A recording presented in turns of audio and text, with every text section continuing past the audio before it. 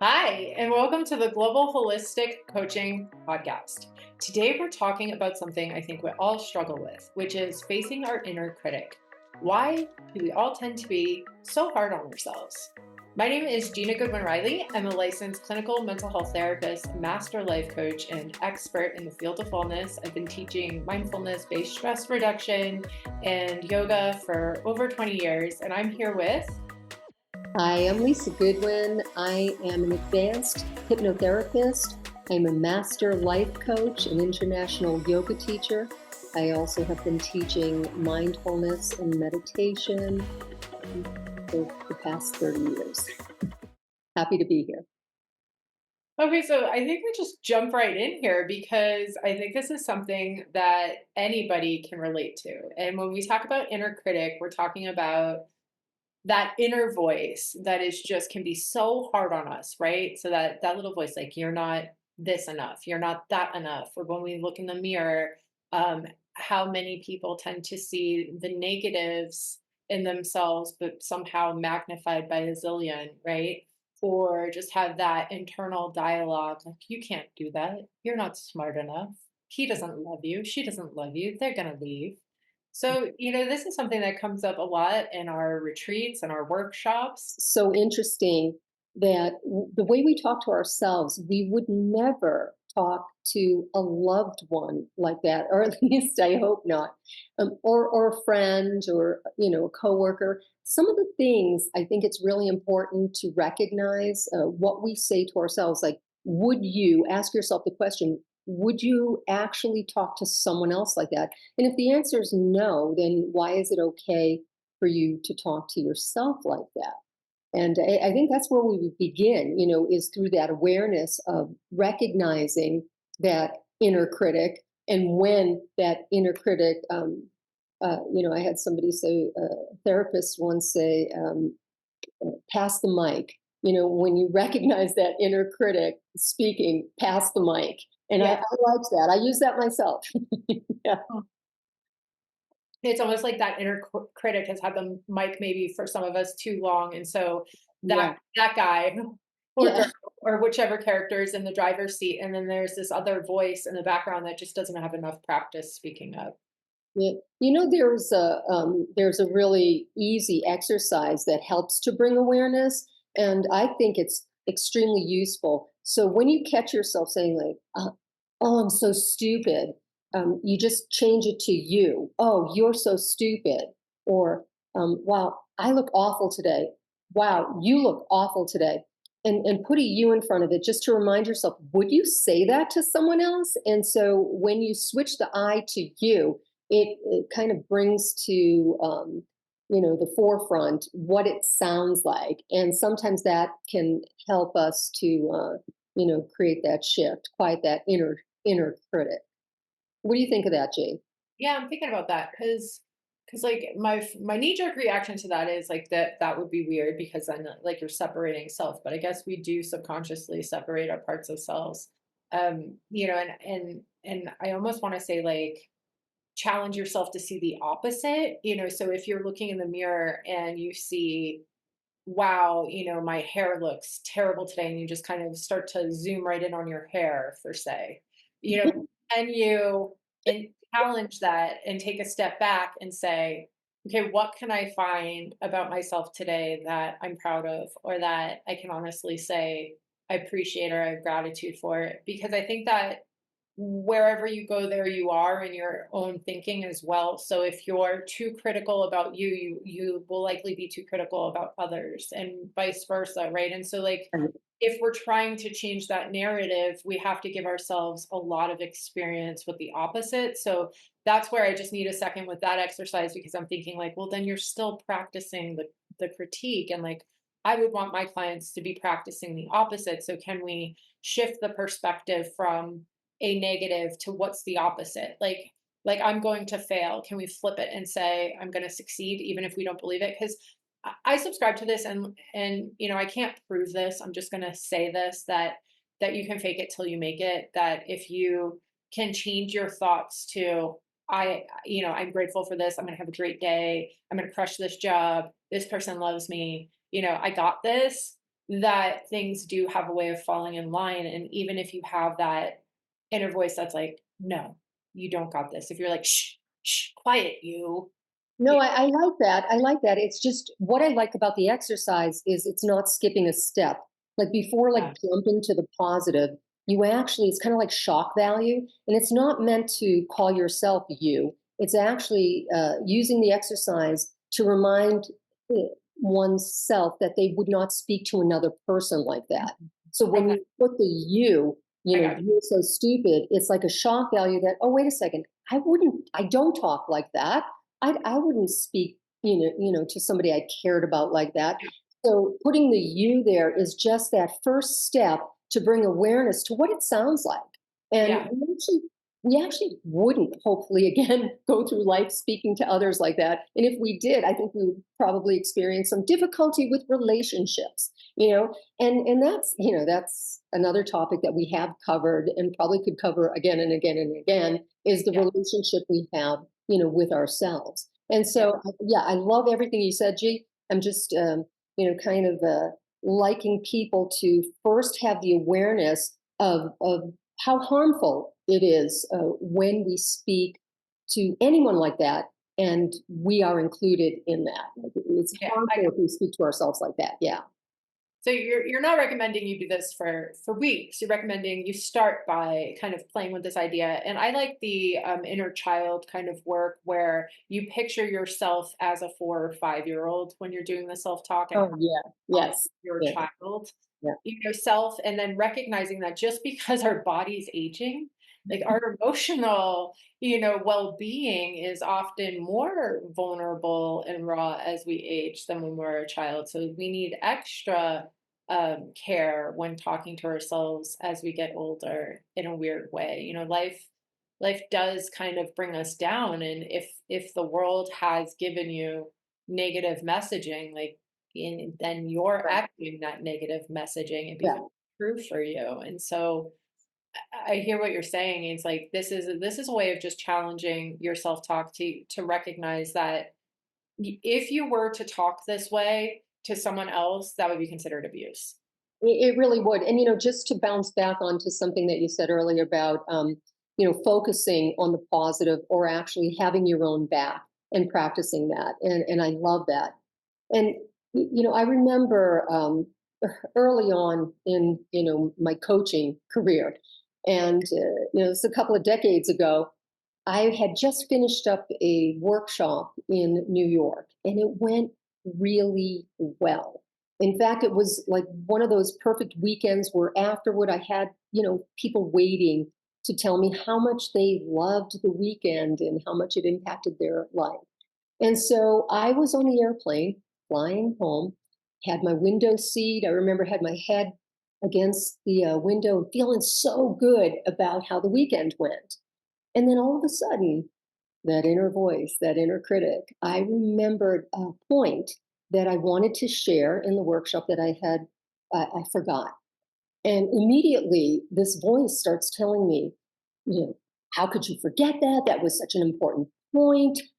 You shouldn't be teaching. And, oh, it went on and on and on. And if I hadn't been doing the work, well, that inner critic probably would have had me quit then and there and never continue with my career. However, had I been doing the work on myself first, I recognized the voice and it was like, oh, oh, you, right? And so I said, wait a minute, stop. Yes, I did forget that point. However, the weekend workshop went great. I had students lined up to tell me what I gave them apparently was enough. And perhaps if I had shared that point, maybe it would have been too much, so you get the point. I was coming to my own uh, support. I had trained myself to get that inner critic in the backseat. I recognized, yes, this was true. However, there was another side that was also true. And I think, gee, that's what you were, making a point of getting used to finding some positives. And just kind of like shifting the way that you are experiencing life, really, right? Because whatever we believe is true, we're going to find evidence to support it. Using your workshop example, like if you wanted to run it through the lens of I fucked this up, you could definitely find, if you're looking for it, oh man, I didn't shake that person's hand, or I didn't make eye contact with that person, or my bangs were in my face, or whatever the case may be, right? But no, not to say that your bangs are in your face right now. For those of you who are listening to us on Spotify, she just kind of moved her bangs to the side. Um, but you know what I mean? It's like whatever we're trying to find evidence for, we're gonna find it whether we're aware we're doing that or not, right? So it's always a good way to kind of step on the brakes, notice in real time when you are doing that, and challenge yourself a little bit. So yeah, exactly. That's a great example to run that through what I was saying about the flip side of the coin would be to go break. Let's look at what I may have done right in the workshop. Okay. Actually my, shoes were on point and, I had a couple of good jokes and everybody laughed and it landed it. And, I somebody was crying afterwards and said that I had really helped them because the way the human brain works is we can't remember everything. In fact, we remember so little, it's actually alarming when you look at the research. And I, don't know the exact numbers off the top of my head, but I'm going to guess like maybe less than 5% of our lives we actually can remember. It's probably less than that. So where we get to decide what we're taking in to prove ourselves right about this experience we're calling life, right? So the work we're doing and the work we're helping people with is helping you guys get into the driver's seat and say, hey, I am feeling a certain kind of way, and I don't like the way I'm feeling. And I'm feeling this way because of the way that I'm thinking about things. And I'm thinking about things based off the experiences I've collected and accidentally mislabeled as evidence to support the way I'm thinking about things. And then learning to challenge it and say, okay, but what else? And Rome wasn't built in a day, so it took a lifetime to create this way of experiencing yourself. So give yourself some space and grace to take a step back and work with this. Every day is going to be, different. Some days will be easier than others. It really is brain training. It is a reprogramming. And I think what's most important is to know that it's possible. And, whatever you focus on, you're going to get more of. So I like to remind myself that if I focus on the positive, I'm not denying the negative. I just don't choose to put my energy there because energy flows where attention goes. And so it's really important. And, if we are focusing on the negative, we are going to tend to see the negative not only in ourselves, but in others. So that saying, you can't give away what you don't own. So the more space and grace that you hold for yourself, the more you'll have to give. And that, wonderful intention of practicing no harm, being more loving, kind, compassionate, forgiving. It has to start with ourselves.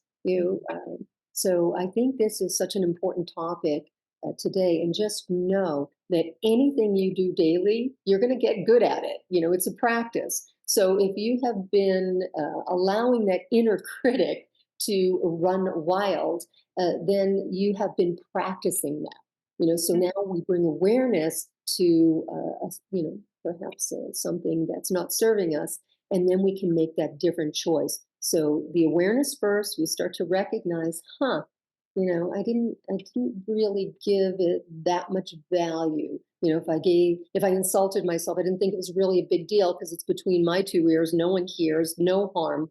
But and I believe, Gina, you said earlier it would be like a form of verbal abuse. If it's physical abuse, you can see it. You can see the mark, on your face or your body. But the inner verbal abuse, you don't see the damage.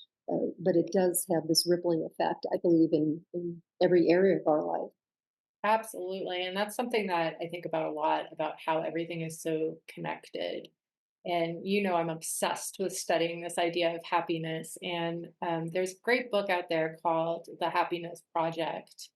And the Happiness Project has a chapter on giving yourself some grace because half of us are born with what we're calling the happy gene, and half of us aren't. And what that means is that for those of us who were born with, let's call it the happy gene or the happy, hormone perfect balance kind of thing going on, we're going to be more likely to shift without challenge to a mindset of collecting more optimistic points of view, where if your body runs a different way, the way the brain works is it wants to solve a puzzle, right? So if you're feeling bad, it wants to figure out why you're feeling bad, and so it will look for things to justify the way the body's feeling. So I wanted to say that and ask your opinion about this because I'm obsessed with this. I'm writing a book on happiness right now, so I could talk about happiness all day. And in fact, in 2025, we will do a podcast on happiness. But the way I see it is that when we have the happiness gene, we tend to be more optimistic. When we're more optimistic, when we're looking in the mirror, say like after a workshop, our brains are gonna actually go to the good quicker and easier than those who may be lacking the happiness gene. And so you might have to work a little bit harder if you're in that lane at this. And I think you and I might be a great, Oh, I think we're gonna be a great, well, like, I'm like, I'm the perfect, I'm the perfect person to talk about this. right, right. I am so happy that my beautiful daughter here has the happy gene. I Um, definitely do. Fortunately, I can't say she got it from me because I was not born with the happy gene. But here's the good news: I have developed through brain training a positive attitude. Yes, I did have to work harder at it, and I did need more intention and more awareness, but I'm living proof that it's possible. And so I'm talking to everyone who has difficulty with being positive or choosing happiness, and it is a choice. And so, wow, I can go on and on with this too. So, I just want to say when I mentioned earlier, how it has a rippling effect, on your entire life, that inner critic, it does. And so when we can shift that voice and when we can start to have more appreciation for the little things in life, and I just want to make a quick point of that. It's easy to appreciate the big things, right, Jay? But when Yeah, you can start paying attention to the little things, because it's the little things that make up the moments in your life, more of them. So then you have more moments of, feeling that happiness or, feeling that content. But one last thing I just want to say, it's okay also not to feel happy. Not everyone feels happy all the time. And I that's have right. found a life of meaning uh, Mm, is even more important than happiness, because on those days that I don't quite get there, that having purpose, having meaning is so fulfilling. a What do you think about that, Jay? bazillion percent, and that's I practice existential therapy, as you know, as part of the modalities that I use. And what I love about that is because I feel like meaning and purpose can lead us to contentment.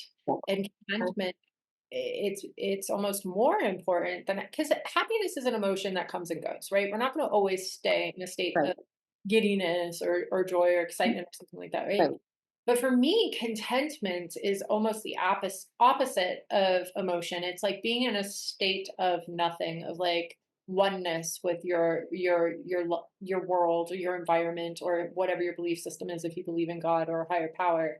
And for me, that's like end game right there. It's like that's enlightenment, right? It's like if we can actually put down our emotions and not be I'm giving it away, but the title of my book is Chasing Happy, Catching Happy. But if we're not chasing happy all the time, right? Because by chasing happy, we're losing the moment. We're losing that that we're losing time, and time is everything, right? Like this moment is all we really have.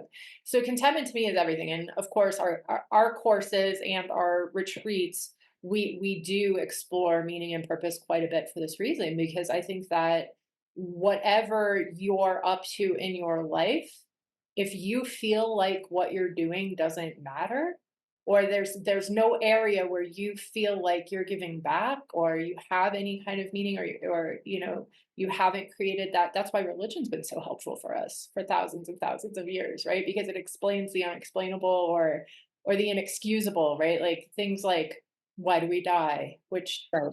honestly, this is another podcast, but the fact that our human brains can understand and contemplate our own death is crazy.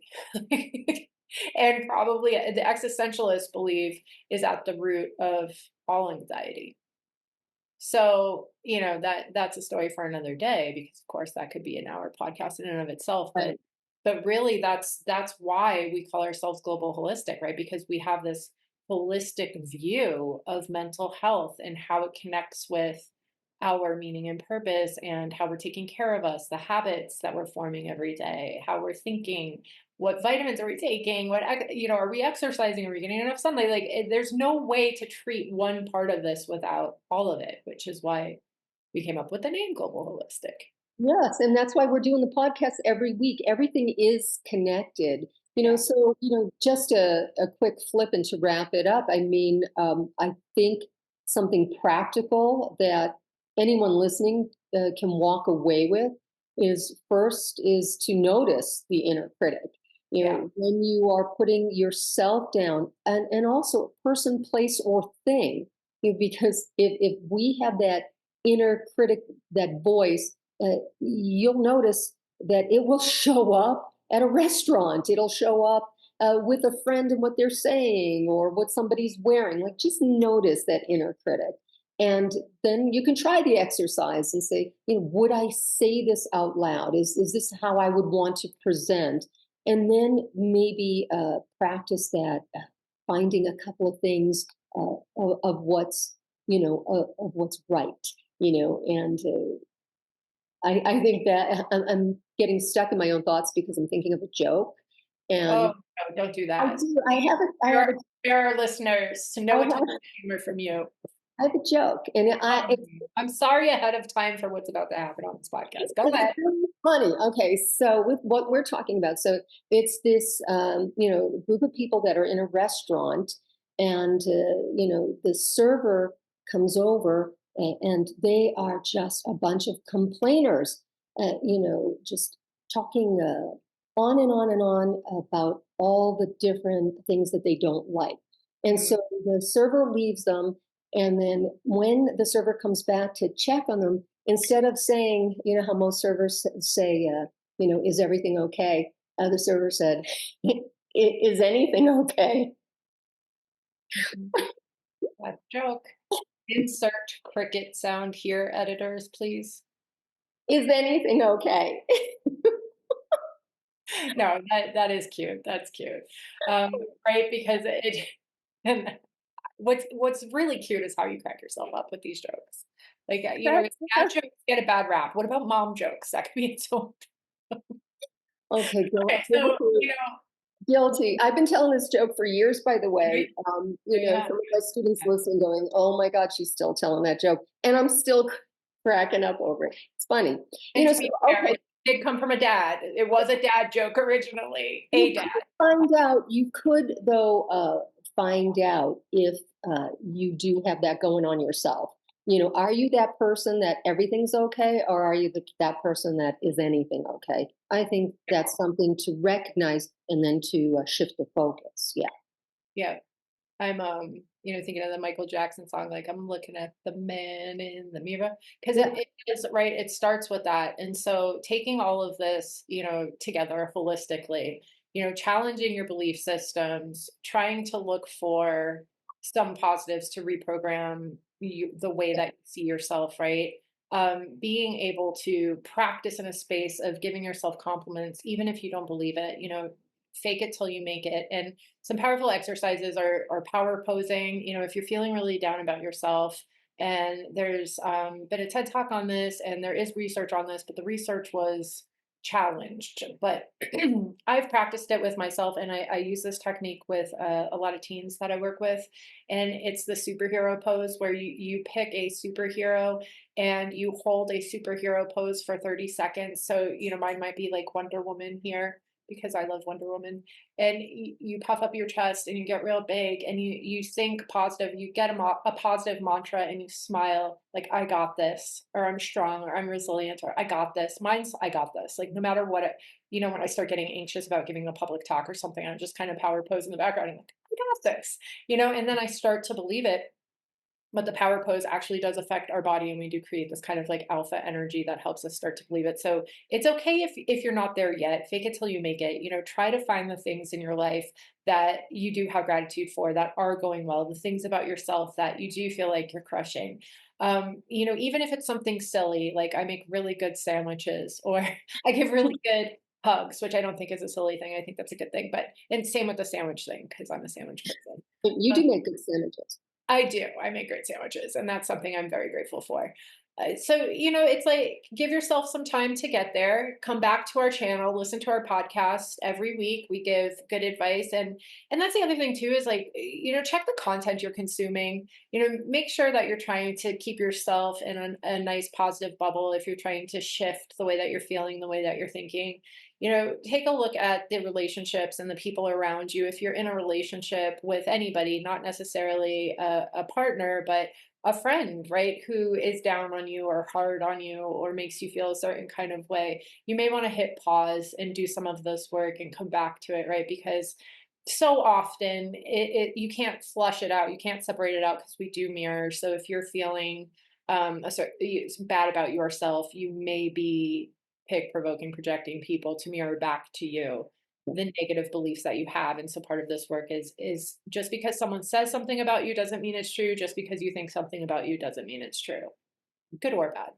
Yeah, and when I was mentioning that it's doable, a lot of psychologists believe that it takes a minimum, but around 21 days to make a change. Sometimes it's a little bit longer, but oftentimes 21. 21 days, hold on, 21 days to a full year, depending on the person. And what we were talking about is genetics. And depending on A year, 1 year. yeah, and depending on the change, but basically, so let's just say the 21 days is that solid start. It's definitely going to either do it for you, depending on your circumstance, or at least get the ball rolling. And I just wanted to mention the 21 days for transformation. We have still that wonderful opportunity. It's 21 days for $21, Yep. and you can download it. It comes with a manual and daily suggestions and coaching tips. Yep. So oftentimes we want to, get that start, but we don't know what to do. And this is a great way to, get some help right in your own home. So I just wanted to give that 21 days because it goes perfectly with what we're talking about right now. I would love to inspire you to get started. It's the perfect time of year. And if you're interested in the 21 Days to Transformation, we'll have the link below if you're watching us on YouTube, but you can also register on our website at globalholisticcoaching.com. And we also have our Costa Rica retreat coming up March 15th to 22nd. Now is the time to sign up. The rooms are going to sell out, and this is a game changer. So if you're ready for an overhaul, like a just 100% overhaul, level up situation for 2025, and have fun at the same time. Have fun at the same time, Yeah. eat some good food and meet some good people, right? And just really have that kind of momentum for hitting some of these goals that we're talking about. Join us in Costa Rica, and you can also find that on our website. As always, like and subscribe to our channel if you haven't already. That's how we grow our channel. Our channel is growing really fast, and we have some really exciting new things coming up in 2025 for our podcast, but you liking and subscribing to our channel helps us grow. So stay tuned for some of these fun and exciting changes that are coming. And if you have any questions, send them to us. Our Gmail address is globalholisticcoaching@gmail.com, or go ahead and drop it in the boxes below. Suggestions, questions. We get all of our content from our clients, from you guys out there in the world. So thank you. We have questions coming in from all over the world. So thank you guys for submitting answering those questions. And we look forward to talking to you again next week. We want to hear from you. Give us your comments. Let us know what's working for you and also where we can help. Okay, Absolutely. look forward to seeing you next week. Bye.